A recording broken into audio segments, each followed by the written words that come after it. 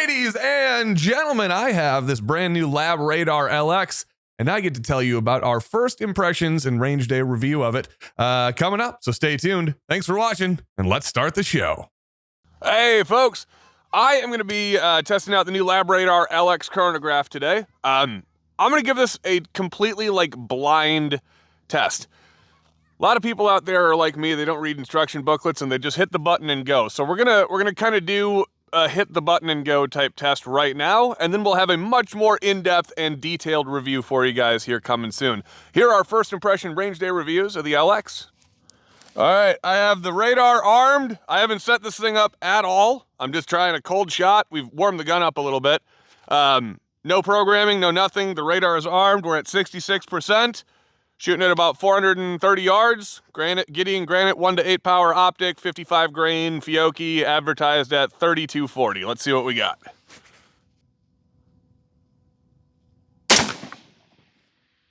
Whew! It picked it up right away, so 3008. A little off.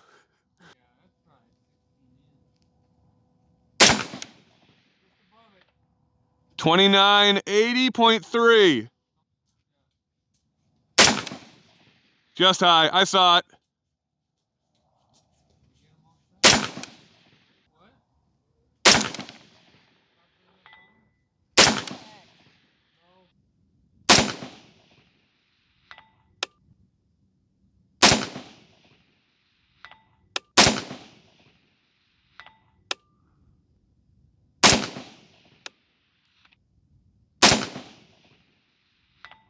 All right. Ladies and gentlemen, we need to trigger chronographs with guns, and some of our favorite to use are CMMG. They make the Banshee, they've got the Descent series, now an 8.6 blackout, the BR4 if you live in a compliant state, pretty much anything under the sun to solve a problem that you have. If you have a gap in your firearms capacity or capabilities that you need filled, CMMG has got you covered. Make sure to go over to check out all of the offerings they have for you guys, and use if you are on Rumble. If you heard that on YouTube, plug your ears. Anyways, CMMG, you guys are the best. We love you long time, and thanks for the support, guys. Ladies and gentlemen of the Tundra Nation, I would love to tell you a bit of a story. Allow me to regale you of a time before time was time and all that weird shit. No, this is about, I don't know, 10 years ago. I decided that I really, really liked the idea of long-range shooting. I kind of put it up on this big pedestal here, and I was, oh my God, if you can hit 1,000 yards, you must be a god. Oh, damn! Oh. And as over the top as that seemed in my head, that's kind of how I looked at it. I went out to the shooting competitions at PRS matches and things like that, and I just started watching, and it was super awesome to watch just what looked like average dudes, right, go out with very specialized equipment and a lot of knowledge up here and slap targets that are this big at 1,000 yards consistently over and over and over again. And so I kind of decided right then and there, I wanted to have an interest in it. I didn't dive into it because, I mean, at the time I was probably I don't know, 25, 26 years old. And I knew it was going to cost money that I didn't have, right? And granted, you can get into long range shooting for not a whole lot of cash, but to compete on the level that I was watching these guys compete, it takes some cash. Trust me. Now, once again, don't misinterpret that to say to compete takes money. You can get into the sport it's going to cost money, but not as much as you would think. A lot of people think PRS is prohibitively expensive. I don't have any money, dude! But you can find your way in there pretty modestly, I would say. Adjust your expectations accordingly. We're dealing with long-range shooting here, but you're making it worse. Long-range shooting to me, it was just this big, beautiful monster of a thing I wanted to conquer. And I decided I was going to compete. I entered into a Pro-Am tournament. If we get the footage to the editor in time, there'll be some footage there.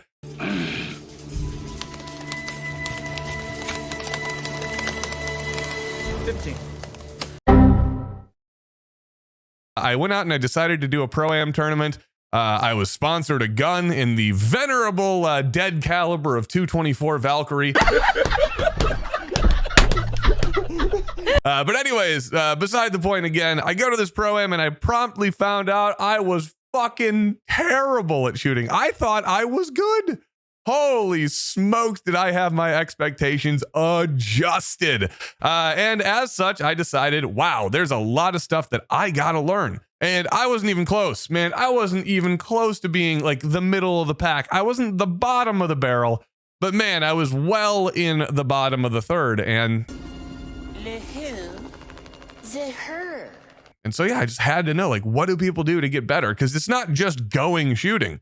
It's having the right equipment. And this is where the money starts coming in. But having the right equipment, the testing, the ammunition, the control, the data, the statistics. So I started looking into all of these things and I came across the wonderful world of chronographs. Oh! Which seemed, at least at the start, to be the most logical and easiest place to get into testing. And when you have something like this, you can get a lot of useful information just knowing the actual velocity of your bullet, not what it's stated on. You know, when you're shooting at ranges of 5, 6, 7, 800, all the way up to 1,000, that becomes so incredibly important. Like, and it's cool when you get to shoot out to those distances and you can see the trace of the bullet. And you're watching the variation. Like for me, I was just shooting cheap ammo, some Fiocchi 55 grain ammo at this range, and it was all over the damn board. It was kind of fun to see because I know I was holding in the exact same spot. You are coping and seething. And I know the wind wasn't changing that much, but you just can't accept what you're seeing. When you get into something like this, you have a bunch of new options and a bunch of new things that become available to you. Last week, this sucker arrived on my door and it was, in all fairness, way cooler than I expected it to be. These honestly might seem pretty boring and kind of just like non-plus to most people, but some people, trust me, there's a rabbit hole, an unending rabbit hole of information that you can get from these. I've only scratched the surface and I'm only going to cover just a little bit of the feature involved in this. There is going to be a much more detailed review to come. Simple fact of the matter is, folks, if you are a serious shooter than a chronograph, well, it's going to probably make your life better in some way, shape, or form.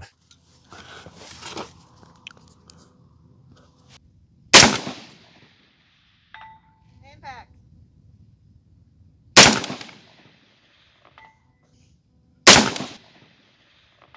It is a radar chronograph operating in the, oh boy, get it right, Tyler, 60 gigahertz range, I think. And I've had my eye on it ever since last year's SHOT Show, I think is when it was announced. But yeah, 2024, January 2024. So I can't wait to meet Guy. Hi, Guy. We chatted via email. Can't wait to meet Guy at the LABRADAR booth this year. I'm very impressed with this thing so far, and I can't wait to learn a little bit more about it. But like I said, kind of a top-down review, very simple thing. First 250 shots or so. Guys, I briefly covered the range, but let's just, I don't know, like, can we toss some B-roll up of the range, maybe from the PRS match? It's a beautiful place. It is a beautiful place to be. It's a even great, like an even greater place to shoot. I think we can go all the way out, varying distances from 80 meters all the way out to 1380, I think almost 1400. This is a shooter's paradise, a little freaking slice of heaven, man. And so once again, Mike, if you see this, I know I've said thanks to you twice so far, but if you see this, please, please, please understand we adore you and we love the fact that you allow us to come out and use the farm to do some shooting, man. The Tundra channel wouldn't exist without you. And to the LABRADAR, it gives it a massive wide range to hit things with radar. You can set it to trigger manually at different distances, so you can see velocity changes. For the testing purposes today, I believe we had it set at 20 meters. So we were getting very consistent velocities. It says accuracy to 0.1%, I believe. We were getting great accuracies, great consistencies, and very believable stuff right out the gate. One of the things, though, I wanted to test, and this was the big one, right? How easy and intuitive it was. Every single article or I reached out to a bunch of communities and I was asking people, does this hold up? Have you used it? If so, if I said it was easy and intuitive, would you tell me it was? And most people said, yeah, there were a couple detractors, but I would say to the tune of like 80-90% said, yeah, it's a decent product. It's pretty easy to figure out, even if you don't know chronos. So I decided I was the perfect person for the test here. And I chose not to do any research. I didn't even open the manual of this thing. I wanted to take it out to the farm, set it down, and just man it. Just see if I could figure it out. And I was fully expecting to sit there for 20-30 minutes, you know, right? Banging my head against the wall, secretly hating my life. I was shooting on this thing in like five button presses. Literally, it was that easy. I powered it on. It said new set or new acquisition. I said yes. I armed the button. And that was freaking it. The other button presses were just going up and down, cycling through the first, I think the first series I did was 58 shots. Effectively, what I was trying to test is, was this thing going to be as intuitive and easy to use as the people claim it had been, and as Guy and team over at LabRadar claim it would be to use?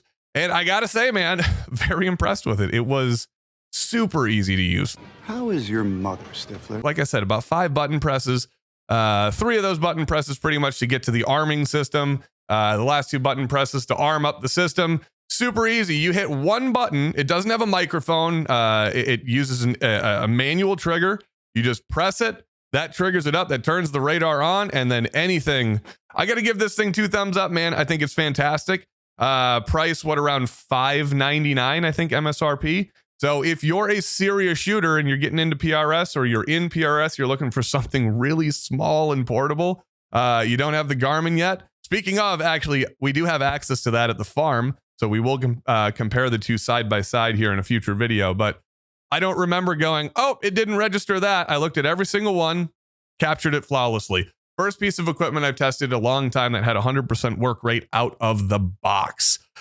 So very positive first impressions. We are approaching nothing fancy level review status here, folks. So I'm going to wrap this up here pretty darn quick. We tested 223, 556, 308.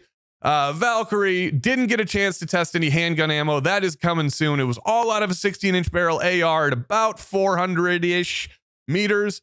Yeah, it was great. It was a ton of fun. I love it. 2 thumbs up, LabRadar. I can't wait to do a more in-depth test.